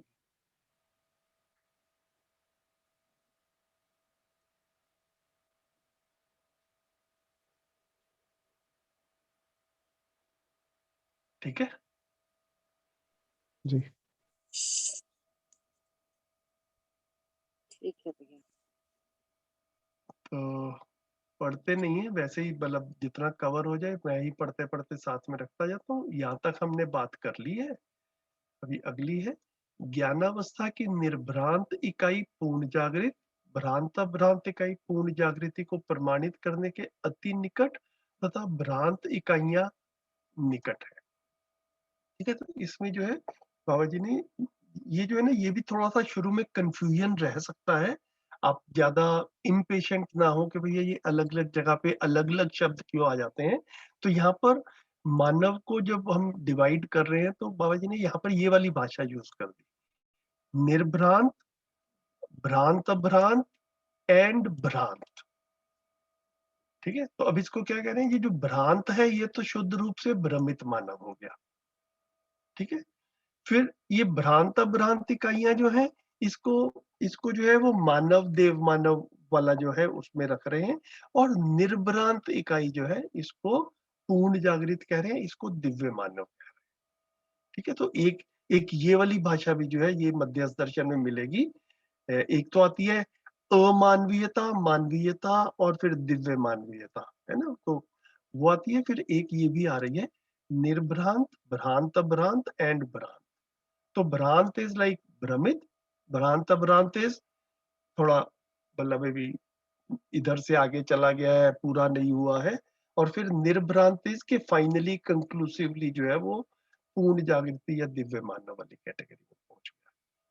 तो वो तो पूर्ण जागृत हो गया। भ्रांत भ्रांत जो है वो पूर्ण जागृति को प्रमाणित करने के अति निकट, very close to that. And भ्रांत इकाइयां जो है वो तो जागृति को प्रमाणित करने के निकट है। मतलब बाबा जी बार बार कहते हैं हर मानव जागृत हो सकता है, तो हम जागृति के निकट है। भ्रमित मानव भी जागृति के निकट है। इसको इस शब्द में कहा गया, भ्रांत इकाइयां जो है वो जागृति के निकट। रूप, बल, बुद्धि, पद एवं धन की विषमता से ही मानव में परस्पर स्पर्धा, प्रलोभन, आकांक्षा, उत्साह, अध्ययन, अनुसंधान, संधान, प्रयोग, व्यवसाय और ईर्ष्या, द्वेष, आतंक, हिंसा, छल, कपट, दंभ तथा पाखंड का भी प्रसव है, जिससे मानव का विकास अथवा ह्रास सिद्ध है। तो ये जो है ये 5 ऐश्वर्य बोले मध्यस्थ दर्शन में, जो हर मानव के पास में है, रूप, पद, धन, बल और बुद्धि। ठीक है, जिसमें से बुद्धि वाला पार्ट, तो ये पांचों है सबके पास में, हर मानव के पास में। हर मानव किसी रूप के साथ में है, हर मानव के शरीर में कुछ ना कुछ शक्ति है, हर मानव किसी ना किसी पोजीशन पर है ना, किसी ना किसी साधन या धन या सुविधा के साथ में है, और कुछ उसमें बुद्धि वाला भी पार्ट है। तो इसी में ही काम करते हुए, इसी की विषमता से परस्पर स्पर्धा, प्रलोभन, आकांक्षा, उत्साह, अध्ययन, अनुसंधान, व्यवसाय, इसको एक कैटेगरी में रखा। तो इस तरफ लगता है, तो हालांकि ये विषमता है लेकिन इसकी पीड़ा महसूस होती है। तो ये सब होते हुए भी चीज ठीक नहीं हो रही, व्यवस्थाएं नहीं बन रही हैं, घरों में संबंध ठीक नहीं है, मुझे अपने अंदर अच्छा नहीं लग रहा है, ये वाली स्थितियां बनती हैं। उससे मानव का विकास होने की संभावना है। और फिर इन्हीं विषमताओं को अगर अमानवीयता के क्षेत्र में देखा जाए तो ईर्ष्या, द्वेष, आतंक, हिंसा, छल, कपट, दंभ, पाखंड, ये शुद्ध रूप से बिल्कुल नेगेटिव वाली डायरेक्शन जो बता रहे हैं, अमानवीयता वाली, कंप्लीट शुद्ध रूप से राक्षस मानव वाला जो चरित्र कैरेक्टर है वो बता रहे हैं। इससे जो है वो मानव का ह्रास से, तो जो ये पहले वाले यहाँ तक व्यवसाय तक बताया था, यहाँ तक अगर देखें तो पीड़ा लगती है अपने अंदर और कुछ अनुसंधान करने की कोशिश कर रही है, चीजें ठीक नहीं है, विषमता है, लेकिन ये मुझे स्वीकार नहीं है। तो इससे मानव का विकास होने की संभावना है। और वो चीजें ठीक नहीं है लेकिन मेरा उस तरफ ध्यान भी नहीं है, वो उसमें जो है ये वाली चीजें आ जाती है, और उससे मानव का या मानव जाति का ह्रास जो है वो सिद्ध होता है। ऐसा यहाँ पर भैया प्रलोभन क्यों? प्रलोभन तो नेगेटिव ही होगा ना? मतलब थोड़ा सा देखा जाए, मतलब दीदी प्रलोभन को शब्द के रूप में देखा जाए तो जैसे किसी को ठीक करने के लिए कुछ इंसेंटिव के रूप में भी अगर कोई चीज को दिया जा रहा है तो इसको बिल्कुल, या ठीक करने के लिए प्रेरणा के रूप में अगर हम किसी को प्राइज देते हैं तो इसको हम बिल्कुल शुद्ध रूप से नेगेटिव कहेंगे, या भ्रमित अवस्था में ठीक होने की तरफ प्रेरणा देने का एक जो है थोड़ा सा भ्रमित प्रयास कहेंगे, क्या कहेंगे इसको? मतलब भ्रमित प्रयास कह सकते हाँ, हैं। भ्रमित प्रयास है, भ्रमित प्रयास है, बिल्कुल ठीक है, बिल्कुल ठीक है ना? तो कम से कम चाहना के रूप में अच्छा ही है। अगर हम बच्चे को भी कहते हैं कि फर्स्ट आ जा तो तुम्हें मोबाइल लेके दे देंगे, या बाइक ले देंगे, या साइकिल दे देंगे, तो कहीं ना कहीं पे अच्छा होने वाला जो है वो एक मतलब कामना के रूप में या चाहत के रूप में हम देख पाते हैं। ये बिल्कुल नेगेटिव वाली जो है ना दीदी, वो ये वाली चीजें हैं, इनको हम किसी भी तरीके से ठीक के कैटेगरी में नहीं रख सकते।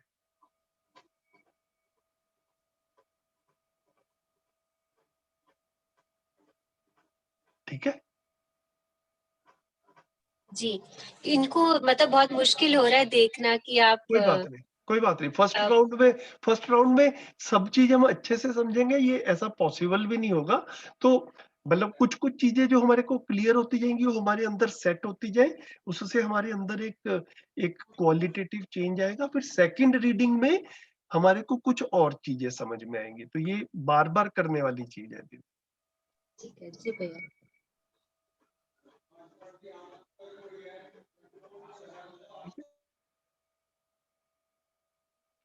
ये लास्ट में ये वाला कर लेते हैं, फिर आज का सेशन जो है हम रैप अप कर देंगे। 4 बज भी गए हैं।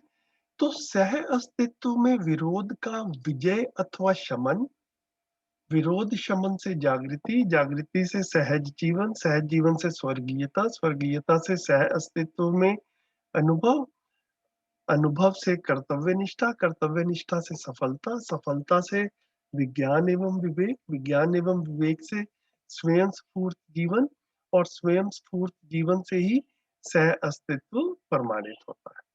ठीक है, तो ये एक अब जैसे बाबा जी का एक सर्कुलर सी आती है कि सब चीजें एक दूसरे से लिंक्ड है। तो सह अस्तित्व में विरोध का विजय और शमन से शुरू करके सह अस्तित्व स्वयं स्फूर्त जीवन पे उसको एंड में लाके सह अस्तित्व प्रमाणित करने पे छोड़ दिया है। तो इसको जैसे क्लियर हो हम थोड़ा बहुत अभी पेंडिंग में रख सकते हैं। मेरे को मतलब काफी बार ऐसा लगा है, मैंने अपने साथ में यही किया कि ये जो लंबे लंबे सर्कुलर वाले अनुभूतियां आती हैं, इसको मैंने फर्स्ट राउंड में थोड़ा सा हल्के में साइड पे रख के चला। आप अपने में देखिए, जितना क्लियर होता हो ठीक है, बाकी सेकंड राउंड में देखें। तो स्वयं स्फूर्त जीवन मानवीयता का द्योतक है, जो एक स्वतंत्र जीवन है। तो स्वयं स्फूर्त मतलब अपने अपने अंदर से जो एक सेल्फ मोटिवेटेड या सेल्फ ड्रिवन वाली जो बात आती है, उसको उसको क्या है। मुझे लग रहा है कि अभी यहाँ पर आज इतना छोड़ देते हैं। बाकी जो है एक ही पेज रह गया इस चैप्टर का, ये एक कल इसको कंप्लीट करके then we'll move on to chapter number 13 tomorrow, जो कि मानवीयता के नाम से है। तो अच्छा रहेगा, यहाँ से शुरू करेंगे कल।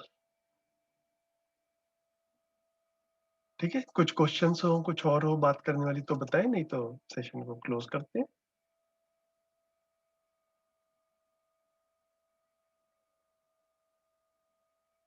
चलिए ठीक है, नमस्ते, कल मिलेंगे। थैंक यू सो मच भैया। थैंक यू भैया। नमस्ते। थैंक यू, नमस्ते सभी को। नमस्ते। नमस्ते सभी को, थैंक यू।